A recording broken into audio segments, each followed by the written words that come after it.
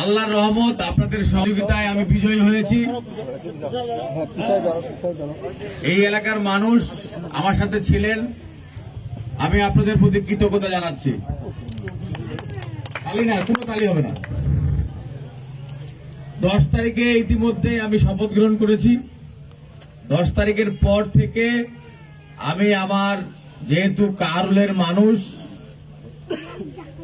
প্রায় 40,000 ভোট আমাকে দিচ্ছেন, আমি কাহারুলের মানুষের প্রতি কৃতজ্ঞতা জানাচ্ছি। কাহারুলের নেতৃবৃন্দ, তাদেরকে সাথে নিয়ে আমি প্রথমেই কাহারুলের প্রত্যেকটি ইউনিয়নে যাওয়ার চেষ্টা করছি।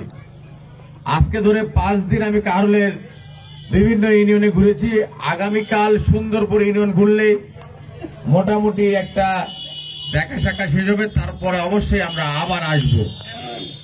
আমার সাথে আছেন আমাদের কাহারুল উপজেলা আওয়ামী লীগের সাবেক সাধারণ সম্পাদক, আমাদের জেলা আওয়ামী লীগের উপদেষ্টা হাফিজুল ইসলাম চৌধুরী। আমার সাথে আছেন আমাদের 4 নম্বর তারগার চেয়ারম্যান মনোয়ারুল ইসলাম, আমাদের 5 নম্বরের চেয়ারম্যান মানিক, আমাদের আরমান সরকার জেলা পরিষদের সদস্য, সাবেক উপজেলা চেয়ারম্যান মালিক সরকারের ছেলে। আমার সাথে আছেন এই ইউনিয়ন আওয়ামী লীগের সভাপতি আনারুল ইসলাম, আমার দিলীপ দাদা, আমার কৃষক লীগের জেলা কৃষক লীগের সদস্য না মানিক, আমাদের 2 নম্বরের সাধারণ সম্পাদক পীযূষ, সাবেক চেয়ারম্যান ইলিয়াস ভাই সহ আরো অনেক নেতৃবৃন্দ, ছাত্রলীগ, যুবলীগ, আওয়ামী লীগের নেতৃবৃন্দ আমার সাথে আপনারা আছেন। আমি 2-1টা কথা আজকে বলতে চাই যে আমাকে কেউ বিক্রি করিয়েন না, আমি যেন কারো কাছে বিক্রি না হই, আমার নাম করে যেন বেচা কিনা না হয়।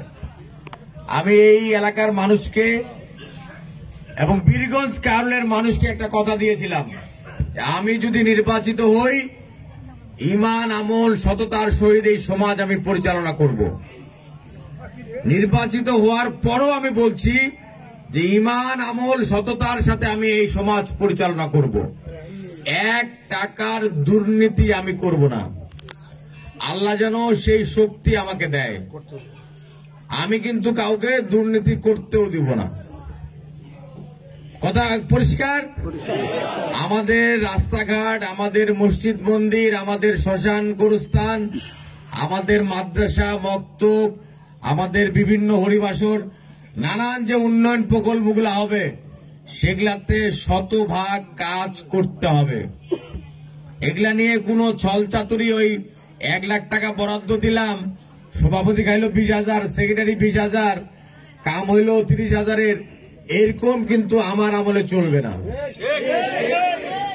আমি 10 টাকার দুর্নীতি করব না, কাউকে করতেও দিব না। আমরা সবাই মিলে ভালো থাকবো। এটা কিন্তু সৌদি আরব না যে সব লোকলা মুসলমান। সৌদি আরব এখানে হিন্দু, বৌদ্ধ, খ্রিস্টান, আদিবাসী সবাই মিলে আমরা ভালোভাবে থাকবো। কেউ কারো উপর আমরা জুলুম করব না। যে জুলুম করবে তার বিরুদ্ধে কিন্তু আমি দাঁড়াবো। ঠিক আছে? তার বিরুদ্ধে কিন্তু আমি দাঁড়াবো, আমার প্রশাসন দাঁড়াবে। আমরা একটা শান্তি স্থাপন করতে চাই। এইখানে 15 বছর আওয়ামী লীগের যে স্বাদ, পাওয়ারের যে স্বাদ, সেই স্বাদ বীরগঞ্জ কাহারুলের মানুষ পায় নাই। একটা ভীতির সমাজ সৃষ্টি হয়েছিল। কে কাকে মামলা দিবে, কে কার নাম লিস্ট করবে, কে দেনএগ্রি করবে, মন্দিরের টিআর 2 লাখ, ভাগ খাইছে 1.5 লাখ, নানান ভাবে একটা বিশ্রী অবস্থার মধ্যে থাকার কারণে আমাদের মসজিদেরও কাজ হয় নাই, মন্দিরেরও কাজ হয় না। হয়েছে?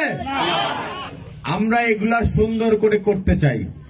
এই জন্য প্রত্যেকটা এলাকার মানুষের আমার সহযোগিতা দরকার। আর আমি বিশেষভাবে অনুরোধ করব, এই এলাকার যারা চাকরি করতে চায়, যে সন্তানেরা, আমাদের ছেলেরা, মেয়েরা, তারা বিভিন্ন প্রতিষ্ঠানে দরখাস্ত করবেন। দরখাস্ত করার পরে যদি আপনারা রিটেনে টিকেন, রিটেনে টিকার পর ভাইবার জন্য আমাকে বলবেন, আমার কথায় সই লাগে, আমার কথায় ডিও লাগে, আমার কথায় ফোন লাগে, আমার কথায় সুপারিশ লাগে, সকল কাজগুলো আমি করব বিনা পয়সায়, 1 টাকা লাগবে না। এখানে আগে 20 লাখ টাকার নিচে কোনো চাকরি হইতো না, ঠিক কিনা? টাকা ছাড়া কোনো চাকরি নাই। আমার যদি হায়াত থাকে, আমি তো 5 বছর এই এলাকার সাংসদ থাকবো নাকি? আমি এই এলাকার ছেলে মেয়েদের চাকরি দিতে চাই ফ্রি। বীরগঞ্জ কারুলের সন্তানদের চাকরি হবে বিনা পয়সায়, 1 টাকা লাগবে না। কেউ যদি আমার কথা বলে টাকা নেয়, দায়িত্ব আপনার। পারলে বান্ধি থুবেন, আমাকে খবর দেবেন, আমি প্রশাসন পাঠাবো। এগুলা করা যাবে না কিন্তু। কথা আজকে এতটুকুই। আমরা সবাই মিলে ভালো থাকবো। আমার কাছে খবর আছে যে মাদকের ছড়াছড়ি, দুর্নীতিগ্রস্ত সমাজে কিন্তু মাদকের ছড়াছড়ি হয়। আমরা এই সমাজটাকে ভালো করতে চাই। যারা মাদক বেচবে, যারা মাদক খাবে, তাদেরকে কিন্তু আমরা আইনের আওতায় আনবো। এটা চান তো নাকি আপনারা? হ্যাঁ, না মাদক খাইতে চান? কোনটা? মাদকের বিরুদ্ধে আমি 0 টলারেন্স দেখাবো। আমার কোন নেতা এই মাদক খাইয়ে যাদেরকে ধরবে, কোন সুপারিশ চলবে না। আমি ইউনো এক্সিলেন্টকে বলে দিয়েছি, মাদকের যদি কেউ ধরা পড়ে, তাদের ভ্রাম্যমাণ করে 6 মাস 1 বছরের জেল দেওয়া হবে। ঠিক আছে? মাদক একদম স্টপ করতে হবে, একদম 0 টলারেন্স। ঠিক আছে? আমরা ধৈর্য ধরবেন। আমাদের পাশের থানা চিরিরবন্দর খানসেমা, উনি হয়েছে অর্থমন্ত্রী। আমাদের পাশের থানা সেতাবগঞ্জ বিরল, উনি হয়েছে নৌ পরিবহন মন্ত্রী। 2টা মানুষই আমাদের নেতা। আমার সাথে ব্যক্তিগত সম্পর্ক অত্যন্ত ভালো। আমাকে 2 জনেই খুবই স্নেহ করে। কাজ কাম করতে আমাদের অসুবিধা হবে? অর্থমন্ত্রী অর্থ দিবে, খালিদ মহমুদ বুদ্ধি পরামর্শ দিবে। আমরা কাজ কাম খুব সহজেই করতে পারবো, কিন্তু আমাদেরকে দুর্নীতি মুক্ত থাকতে হবে। কেউ ফাংফুং করলে কিন্তু আমি খবর করবো, কিন্তু এটা করা যাবে না।